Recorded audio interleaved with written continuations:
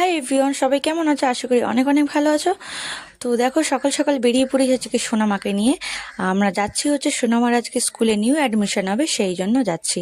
আর সকাল সকালই বেরিয়ে পড়েছিলাম কারণ একটু তাড়াতাড়ি আমাদেরকে যেতে বলেছিল। আর ওয়েদারটা খুব সুন্দর ছিল, কিন্তু আমি গরম জামা নিইনি, আমার খুব ঠান্ডা লাগছিল। আর ভোরের দিকে তো একটু ঠান্ডা থাকে। তোমাদের ওখানে কেমন ঠান্ডা পড়েছে অবশ্যই কিন্তু কমেন্ট করে জানিও।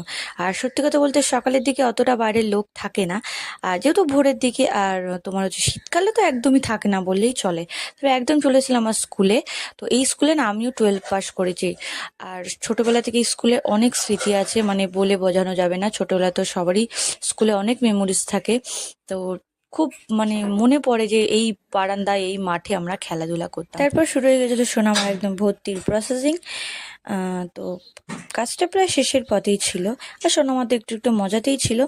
আর এই ও যেই বাড়ির সামনে চলে এসছে, ওর বদমাশি শুরু। ভিডিওটাই